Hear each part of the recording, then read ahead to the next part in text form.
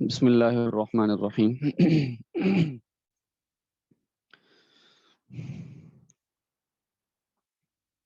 اسلامی عقائد، اس کا صفحہ نمبر 223 ہے میرے پاس جی 190 جو سکرین پہ کتاب شو کی جا رہی ہے اس کا صفحہ نمبر 190 ہے۔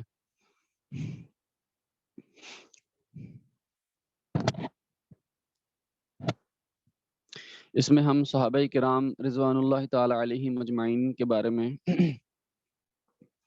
پڑھ رہے تھے کہ ان کے بارے میں کیا عقائد ہونے چاہیے ہمارے، تو مختلف پہلوؤں سے اس پر احادیث کا ہم نے مطالعہ کیا تھا۔ انہی احادیث کے تسلسل میں یہاں پر ایک نمبر 6 میں ہے صحابہ معیار حق اور واجب الاتباع ہیں۔ یہاں سے یہ صحابہ معیار حق اور واجب الاتباع ہیں، یعنی حق کا معیار کہ کون سی چیز حق ہو سکتی ہے اور کون سی چیز حق نہیں ہوگی، تو اس کا معیار کیا ہے اس کے بارے میں قرآن پاک کی آیت ہے فَإِنْ آمَنُوا بِمِثْلِ مَا آمَنْتُمْ بِهِ فَقَدِ اهْتَدَوْا۔ اگر دوسرے لوگ ایمان لائیں جس طرح پر تم ایمان لائے ہو تو وہ بھی ہدایت پا لیں گے۔ اس آیت میں واضح طور پر صحابہ کرام کے بارے میں فرمایا گیا کہ جس طرح تم ایمان لائے ہو اس طرح اگر لوگ ایمان لائیں تو وہ ہدایت پا جائیں گے۔ اس آیت میں ایمانیات میں صفحہ نمبر 223 ہے جی۔ ترجمہ کے بعد لکھا ہے کہ اس آیت میں ایمانیات میں صحابہ کے ایمان کو معیار بنایا گیا ہے اور تمام انسانوں کے لیے ہدایت کو ان کے جیسا ایمان لانے کے ساتھ مشروط کیا ہے، یعنی ہدایت اس وقت تمہاری کامل ہوگی اور درست ہوگی جب تمہارا ایمان صحابہ جیسا ہوگا۔ صحابہ کے جیسا اگر ایمان نہ ہو تو وہ ہدایت نہیں ہو سکتا، وہ ضلالت اور گمراہی ہے۔ دوسری آیت والسابقون الاولون من المہاجرین والانصار والذین اتبعوهم بإحسان رضی اللہ عنہم ورضوا عنہ۔ ترجمہ، اور جو لوگ قدیم ہیں یعنی سبقت لے جانے والے سے جو لائے ہوئے ہیں، اور جو لوگ قدیم ہیں سب سے پہلے ہجرت کرنے والے اور مدد کرنے والے اور جنہوں نے ان کی پیروی کی نیکی کے ساتھ، راضی ہوا ان سے اور وہ راضی ہوئے اللہ سے، اللہ راضی ہوا ان سے اور وہ راضی ہوئے اللہ سے۔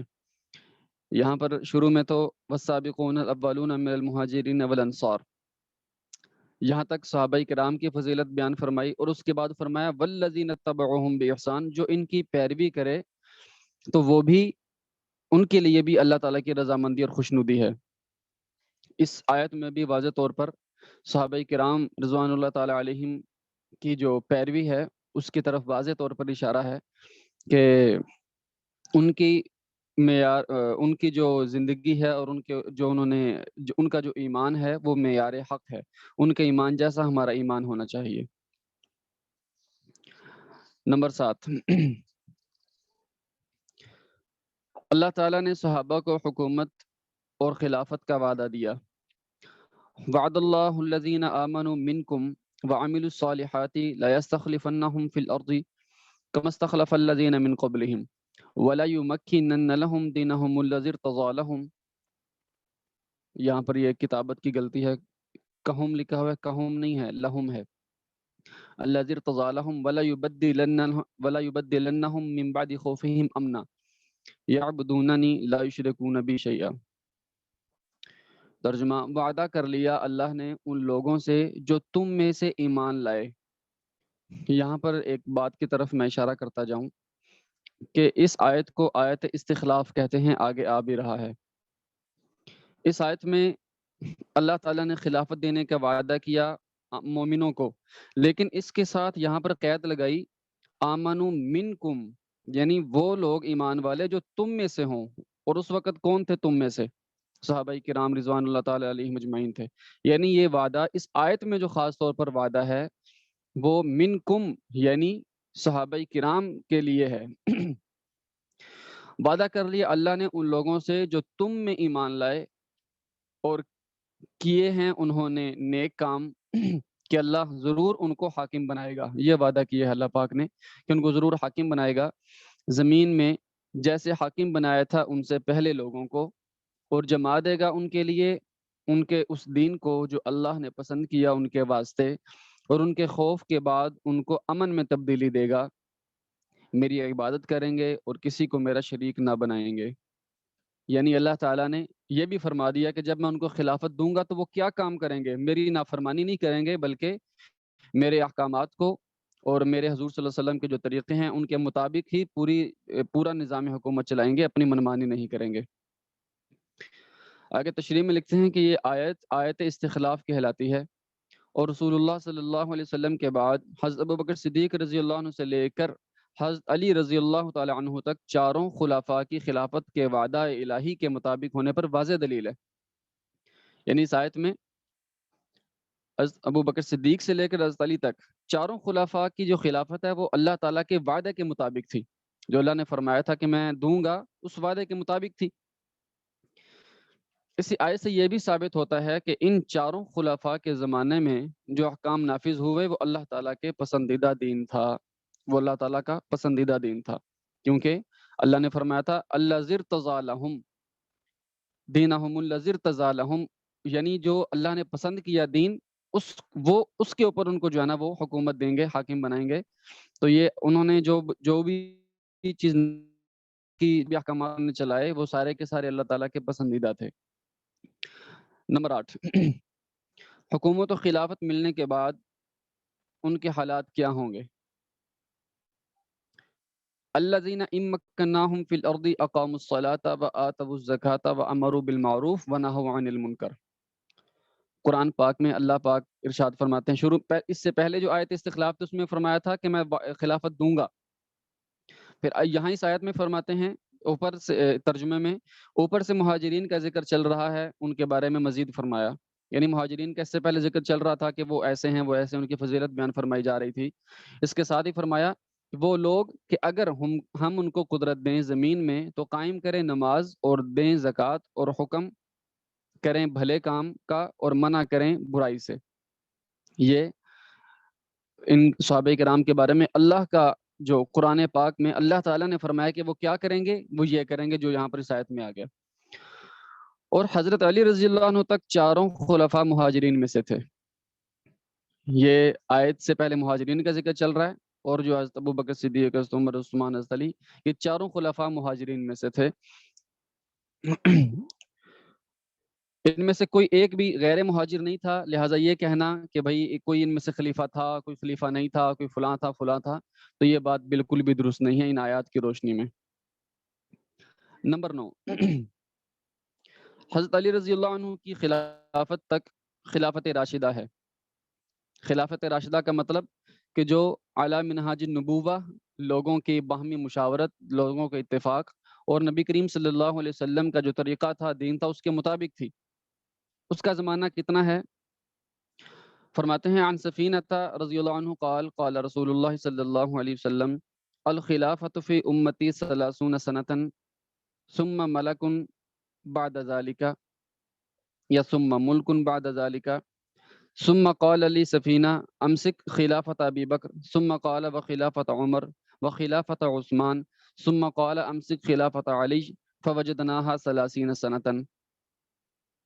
حضرت سفینہ رضی اللہ عنہ کہتے ہیں کہ رسول اللہ صلی اللہ علیہ وسلم نے فرمایا میری امت میں منہاج نبوت، یعنی نبوت کا جو راستہ ہے، منہاج نبوت پر اور پورے دین کے مطابق خلافت 30 سال رہے گی.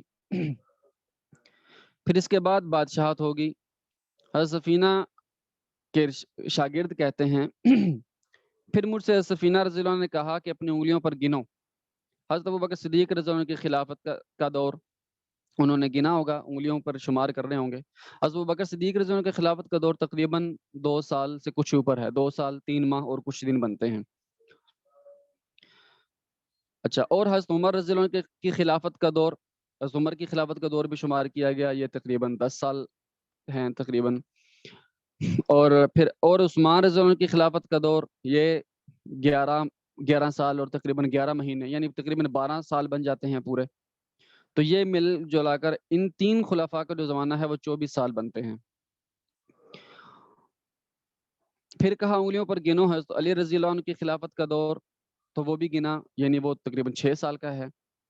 تو کہتے ہیں کہ ہم نے شمار کیا تو اس پوری مدت کو ہم نے 30 سال پایا، اس زمانے کو 30 سال پایا. دراصل اس میں اس حدیث میں واضح طور پر اس بات کا رد ہو گیا، اس بات کا جو ہے نا وہ کہ اللہ کے نبی صلی اللہ علیہ وسلم کے بعد بغاوت شروع ہو گئی تھی، کیونکہ اہل تشیع جو شیعہ لوگ ہیں ان کا یہ عقیدہ ہے کہ صدیق اکبر رضی اللہ عنہ، حضرت عمر فاروق، حضرت عثمان غنی، ان تینوں خلفاء کا جو زمانہ ہے وہ خلافت کا زمانہ نہیں بلکہ بغاوت کا زمانہ ہے. یعنی نبی کریم صلی اللہ علیہ وسلم کی جو نبوت ہے وہ 23 سال رہی، اور اس کے بعد 24 سال تینوں خلفاء کا جو زمانہ ہے وہ بغاوت رہی، اور اس کے بعد صرف 6 سال جو ہے نا وہ خلافت رہی، 6 سال صرف رہی، اور اس کے بعد جو اپنے ائمہ کا جو بیان کرتے ہیں وہ. حالانکہ اس آیت میں اس حدیث پاک میں واضح طور پر یہ آ گیا کہ نبی کریم نے فرمایا کہ میری امت میں جو خلافت ہے وہ 30 سال رہے گی. تو علی کا زمانہ تو صرف 6 سال کا ہے، تو 30 سال کہاں سے پورے کرنے ہیں؟ تو لا محالہ یہ کہنا پڑے گا کہ ان سے پہلے بھی جو خلفاء اور پورے 30 سال ہی ان کے بنتے ہیں، تو لہٰذا جو اس حدیث پاک میں اشارہ کیا گیا ہے اسے مراد صحابہ کرام ہی ہیں.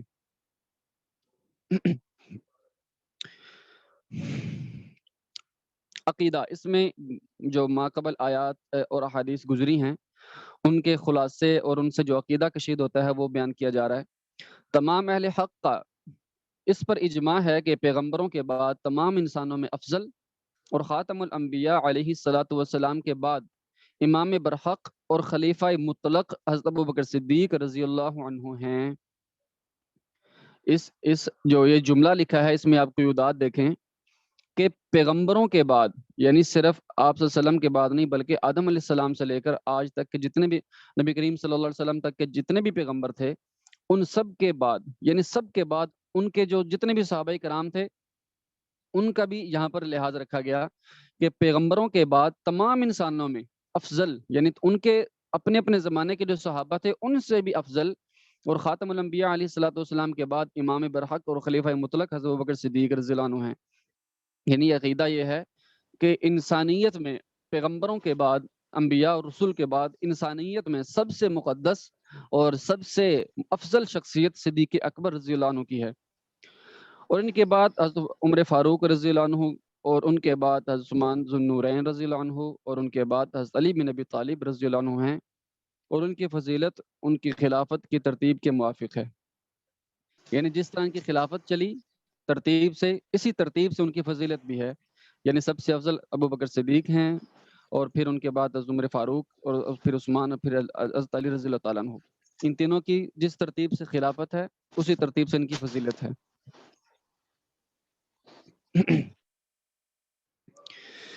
پھر حضرت ابوبکر صدیق رضی اللہ عنہ کا انتخاب کیسے ہوا خلافت کا، اس کے بارے میں یہ تفصیل آ رہی ہے. رسول اللہ صلی اللہ علیہ وسلم کی وفات کے بعد تمام صحابہ نے صدق دل اور طیب خاطر اور شرح صدر کے ساتھ بالاتفاق حضرت ابوبکر صدیق رضی اللہ عنہ کو خلیفہ مقرر کیا. صحابہ کرام نے، تمام صحابہ کرام نے، چند سرکردہ مہاجرین و انصار کا اجتماع ہوا. یعنی سرکردہ یعنی جو اہل جو ہے نا شخص اہل رائے تھے اور جو بصیرت والے لوگ تھے، اور جو بڑے بڑے جو سردار جو قسم کے لوگ تھے، ان سب کا، مہاجرین اور انصار، ان سب کا اجتماع ہوا. حضرت ابوبکر رضی اللہ عنہ نے رسول اللہ صلی اللہ علیہ وسلم کے ارشاد سنایا کہ الائمۃ من قریش. آپ نے فرمایا تھا کہ جو ائمہ ہوں گے، یعنی امام ہوں گے اور خلیفہ ہوں گے، وہ قریش میں سے ہوں گے، یعنی امام قریش میں سے ہوں. اور فرمایا کہ خلفاء قریش یعنی مہاجرین میں سے ہوں اور انصار گزرا ہوں. یعنی خلیفہ جو ہوگا وہ تو قرشی ہو، قریشی ہو، اور جو وزیر ہو وہ انصاری ہو جائے. انصار کی یہ رائے کہ ایک امیر سے ہو اور ایک مہاجرین میں سے ہو ناقابل عمل تھی. یعنی انصار میں وہاں پر ایک، کیونکہ وہ جو اجتماع ہوا تھا وہ انصار کے بھی بڑے بڑے تھے، مہاجرین کے بھی بڑے بڑے تھے، ایک لمبا قصہ ہے. بعض نے پھر اٹھ کے یہ بھی کہا کہ بھئی ایک یوں کر لو، ایک خلیفہ مہاجرین میں سے بنا لو، ایک جو ہے نا وہ انصار میں سے بنا لو، تو اس طرح دونوں متفق ہو جائیں گے۔ تو لیکن یہ بات ناقابل عمل تھی، کیونکہ ایسا ہوتا ہے کہ ایک اسٹیٹ کا اور ایک سلطنت کا ایک ہی بادشاہ ہوا کرتا ہے، دو بادشاہ نہیں ہوتے۔ دو بادشاہ بنانے کا مطلب یہ ہے کہ اس کو ختم نیست اور نابود کرنے والی بات ہے۔ وہ کہے گا میں نے یہ کرنا ہے، وہ کہے گا میں نے یہ کرنا ہے، تو یہ تو ستیہ ناش ہو جائے گا، خلافت نہیں رہے گی بلکہ جھگڑا ہی رہے گا۔ اس لیے یہ بات ناقابل عمل تھی۔ اچھا جی، ایک مہاجرین میں سے اور ناقابل عمل تھی کیونکہ اسلام کی سلطنت قبائلی نظام سے بہت آگے جا چکی تھی، اور ابھی اس نے اور آگے جانا تھا، یعنی قومی خلافت سے بڑھ کر بین الاقوامی خلافت کا رنگ اختیار کرنا تھا۔ اسی وجہ سے حضرت ابو عبیدہ بن جراح رضی اللہ عنہ نے کہا کہ انصار، تم نے دین اسلام کو سب سے پہلے قوت پہنچائی، اب تم ہی اس کے ضعف کا سامان نہ کرو۔ یعنی جب مہاجرین ہجرت کر کے آئے تھے تو کنہوں نے مہاجرین کو ٹھکانہ دیا تھا؟ انصار نے دیا تھا۔ تو انصار نے سب سے پہلے قوت دی۔ تو ابو عبیدہ نے فرمایا کہ اگر تم کہتے ہو کہ ایک خلیفہ ہم تم سے بنا لیں اور ایک خلیفہ ادھر سے بنا لیں، تو پھر تو یہ تم ضعف کا سامان کر رہے ہو، قوت کا سامان نہیں کر رہے۔ تو یہ بات ان کی سمجھ میں آ گئی۔ حضرت ابو بکر رضی اللہ عنہ نے کہا، قریش عربوں میں عمدہ نسب اور افضل شہر یعنی مکہ مکرمہ والے ہیں،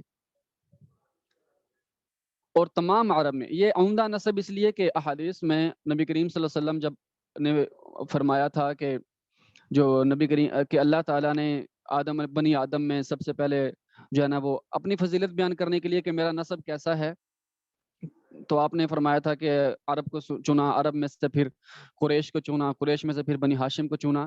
تو ان احادیث کی روشنی میں حضرت ابوبکر صدیق رضی اللہ عنہ نے فرمایا کہ عربوں میں عمدہ نسب اور افضل شہر قریش جو ہیں وہ تمام عربوں میں عمدہ نسب ہیں، اور افضل شہر یعنی مکہ مکرمہ والے ہیں، اور تمام عرب میں امارت صرف قریش ہی کے لیے تسلیم کی جائے گی، کیونکہ ان سے اوپر کوئی نہیں، لہٰذا ان کو تسلیم بھی کر لیا جائے گا۔ اگر انصار میں سے بنائیں گے تو ان سے اوپر قریشی لوگ ہیں، وہ نیچے والوں کو جو ہے نا وہ اگر بیعت کریں گے تو ایک طرح کا ان کے لیے مشکل ہی ہوگی۔ اس لیے امارت کا حقدار ابو اللہ کے نبی صلی اللہ علیہ وسلم کے بعد امارت کا حقدار وہ فی الحال قریش ہیں۔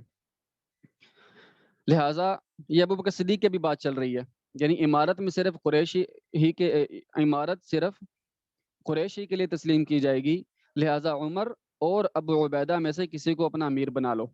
یہ صدیق اکبر نے مشورہ دیا کہ حضرت عمر میں سے اور ابو عبیدہ جو امین حاضی الامہ، آپ صلی اللہ علیہ وسلم نے فرمایا تھا کہ میری امت کے امین ابو عبیدہ ہیں، تو ان میں سے کسی کو بنا لو۔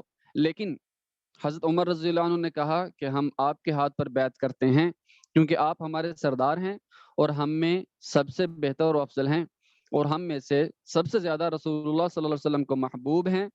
اور حضرت ابوبکر صدیق رضی اللہ عنہ کا ہاتھ پکڑ کر بیعت کی۔ سب سے پہلے بیعت حضرت عمر فاروق نے کی، پھر وہاں موجود سب مہاجرین و انصار نے بھی حضرت ابوبکر رضی اللہ عنہ کے ہاتھ پر برضا و رغبت بیعت کی۔ اس طرح تمام صحابہ کا یہاں پر اجماع اور اتفاق ہو گیا۔ اچھا، دوسرے دن عام بیعت ہوئی، یعنی پہلے تو سب سرکردہ جو جمع ہوا تھا انہوں نے بیعت کی، پھر اس سے اگلے دن ساری عام بیعت ہوئی اور سب صحابہ نے بلا اختلاف بیعت کر لی، اور اس طرح حضرت ابوبکر رضی خلافت قطعی حق قرار پائی، کیونکہ رسول اللہ صلی اللہ علیہ وسلم کا ارشاد ہے، کیا ارشاد ہے؟ لن تجتمع امتی علی الضلالہ، یعنی میری امت گمراہی پر ہرگز متفق نہیں ہوگی۔ جب پوری امت کا اتفاق ہو گیا، تمام صحابہ کا اتفاق ہو گیا صدیق اکبر کی خلافت پر، تو کیا مطلب کہ کیا ساری کی ساری امت گمراہی پر متفق ہو گئی؟ یہ نہیں ہو سکتا، بلکہ ہدایت پر متفق ہوئی۔ اچھا، بعض علماء اہل سنت اس طرف گئے ہیں کہ ابوبکر رضی اللہ عنہ کی خلافت نبی کریم صلی اللہ علیہ وسلم کی تصریح سے ثابت ہے۔ حضور نے اپنے مرض وفات میں حضرت ابوبکر کی خلافت کی صراحت فرما دی تھی۔ اس کے برعکس شیعہ یہ کہتے ہیں کہ نبی اکرم صلی اللہ علیہ وسلم نے حضرت علی مرتضیٰ رضی کرم اللہ وجہہ کو خلافت کے لیے نامزد کر دیا تھا۔ اس میں ایک بات یہ ہے کہ خلافت کیا نبی کریم صلی اللہ علیہ وسلم نے صراحت کے ساتھ کسی ایک کو خلیفہ کا لفظ کے ساتھ یا خلیفہ کہہ کر کہ میرے بعد یہ خلیفہ ہوگا، یہ کسی میں بھی ثابت نہیں ہے، آگے آ بھی رہا ہے۔ تو آپ نبی کریم صلی اللہ علیہ وسلم نے اپنے مرض الوفات میں حضرت ابوبکر صدیق کو اپنی جگہ پر امام مقرر کیا تھا کہ میرے جگہ پر نمازیں یہ پڑھائیں. تو بعد میں جب حضرت ابوبکر صدیق رضی اللہ عنہ کی خلافت کی بات آئی تو حضرت علی نے کہا کہ جس کو نبی کریم نے ہمارے دین کا امام بنایا ہے ہم اسی کو اپنی دنیا کا امام بھی بناتے ہیں. یہ حضرت علی نے فرمایا تھا. تو بعض لوگ انہی پہلوؤں سے بعض علماء نے یہ کہا کہ یہ تو صراحتاً ابوبکر صدیق کی خلافت کی بات ہو گئی، اس لیے جو ہے نا ابوبکر صدیق کی خلافت صراحت سے ہے. اچھا، حق یہ ہے کہ نبی کریم علیہ الصلاۃ والتسلیم سے کسی خاص شخص کی خلافت کے بارے میں کوئی صریح اور جلی حکم نہیں ملتا، نہ حضرت ابوبکر صدیق رضی اللہ عنہ کے لیے اور نہ حضرت علی مرتضیٰ رضی اللہ عنہ کے لیے. البتہ حضرت ابوبکر صدیق رضی اللہ عنہ کی خلافت کے لیے حدیثوں میں اشارے اس درجہ کثرت کے ساتھ موجود ہیں کہ جو قریب صراحت کے ہیں. یعنی حضرت ابوبکر صدیق کو حج کا امیر بنانا جو سب سے بڑی عبادت ہے، اور حضرت ابوبکر صدیق کو جو ہے نا وہ اپنے ساتھ رکھنا، اور حضرت ابوبکر صدیق کو اپنی زندگی میں امام بنانا، اور اس طرح کے مختلف شواہد اور مختلف چیزیں ایسی ملتی ہیں کہ جن میں علماء کہتے ہیں کہ یہ اتنے اشارے ہیں جو سرحد کے قریب ہیں. اچھا، خلافت صدیقی کے انعقاد کے لیے اہل سنت والجماعت کی اصل دلیل اجماع امت ہے. یعنی تمام صحابہ نے جب اجماع کر لیا، یہ سب سے بڑی دلیل ہے. اور حدیثوں میں جو اشارے ہیں ان کو اس اجماع کا منشا اور مؤید قرار دیتے ہیں کہ اس کی تائید کر رہے ہیں اس اجماع کی. اہل سنت ان حدیث کو محض تقویت اور تاکید حجت کے لیے پیش کرتے ہیں، ورنہ صحابہ کرام کا اجماع خود ایک مستقل حجت ہے. اجماع صحابہ کے بعد کسی دوسری دلیل کی مطلق حاجت نہیں. یعنی علماء کرام صدیق اکبر کی خلافت کے لیے احادیث پیش کرتے ہیں، جیسے میں نے بیان کیا کہ اللہ کے نبی نے زندگی میں امام بنایا، اور یہ ساری چیزیں اشارہ تو بن سکتی ہیں لیکن صراحت نہیں. لیکن صحابہ نے جو اجماع کر لیا صدیق اکبر کی خلافت پر تو وہ سب سے بڑی حجت ہے. اچھا، اور اگر حضرت علی کرم اللہ وجہہ کی خلافت پر کوئی نص ہوتی، یعنی کوئی دلیل ہوتی، تو صحابہ کرام ضرور اس کو ذکر کرتے. اور اگر بفرض محال صحابہ نے چھپایا تھا، یعنی کچھ لوگ یہ کہہ دیتے ہیں نا کہ حضرت علی کا حق مار لیا تھا، اگر بالفرض صحابہ نے چھپایا تھا تو حضرت علی کرم اللہ وجہہ اس وقت اپنی نص خلافت کو ظاہر دیتے، تو انصار بجائے ابو بکر کے یقیناً حضرت علی کا ساتھ دیتے، اس لیے کہ حضور صلی اللہ علیہ وسلم کی قرابت کی وجہ سے انصار پر بنو ہاشم کا خاص اثر تھا. انصار جو تھے وہ بنو ہاشم کے بہت دل دادا تھے. کیوں؟ اللہ کے نبی صلی اللہ علیہ وسلم کا خاص رشتہ داری، قرب، خاندان تھا، سب کچھ. اور اگر کوئی شیعہ یہ کہے کہ حضرت علی نے تقیہ کی بنا پر اپنی نص خلافت کو چھپا لیا، تو اہل سنت یہ کہیں گے کہ تقیہ کرنا شان اسد اللہ کے خلاف ہے. یعنی ایک طرف تو کہیں کہ اسد اللہ ہیں، اللہ کے شیر ہیں، اتنی شجاعت، اتنی بہادری، اور دوسری طرف کہیں کہ انہوں نے اپنی نص خلافت کو چھپا لیا تھا ڈر کی وجہ سے کہ کہیں مجھے کچھ کہہ نہ دیں. اللہ کے بندو، یہ تو حضرت علی رضی اللہ عنہ کی شان میں تنقیص ہے، بہت بڑی تنقیص ہے. جی ہاں، تقیہ، یہ تقیہ یا کی شد کے ساتھ ہے، اصل میں تو عربی کا لفظ اردو میں ہم تقیہ کہہ دیتے ہیں. تقیہ کہتے ہیں ظاہر اندر کچھ اور باہر کچھ اور، کسی بات کو چھپا لینا. اس کی وجہ کوئی بھی ہوتی ہے، کسی مفاد کے لیے، کسی مطلب کے لیے، کسی خوف کی وجہ سے، کسی بھی وجہ سے اندر اپنے بات چھپا لینا. اب حضرت علی تو شیر خدا ہیں، وہ کیوں چھپاتے ایسی بات؟ اور دین کی اتنی اہم بات، خلافت تو علی منہاج نبوت ہوتی ہے، تو بغاوت کو حضرت علی نے کیسے پسند کر لیا؟ حضرت علی کے صاحبزادے حضرت حسین رضی اللہ تعالیٰ عنہ کے بارے میں تو ہم اتنی شان بیان کریں کہ انہوں نے سر تو کٹوا دیا لیکن یزید کے ہاتھ میں ہاتھ نہیں دیا، اور ان کا جو ہے نا وہ علی اعلان جنگ میں اترے، اور اس طرح کے ہم سارے واقعات سنائیں. اور ان کے جو والد ہیں کہ جن کا مقام و مرتبہ ان سے کئی گنا بڑھ کر ہے، ان کے بارے میں یہ کہنا ہے کہ انہوں نے چھپا لیا تھا، یہ عقل و نقل کے خلاف ہے. اچھا، اہل سنت کے نزدیک حضرت علی نے کبھی تقیہ نہیں کیا، وہ اللہ کے شیر تھے، سوائے خدا کے کسی سے نہیں ڈرتے تھے.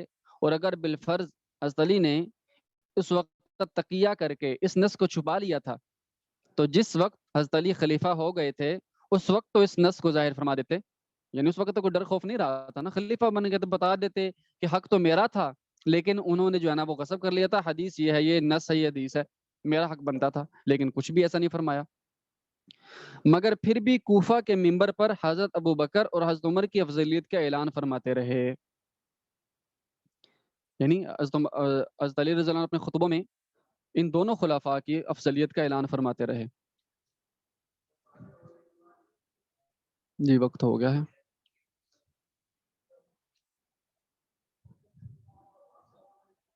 وعلیکم السلام۔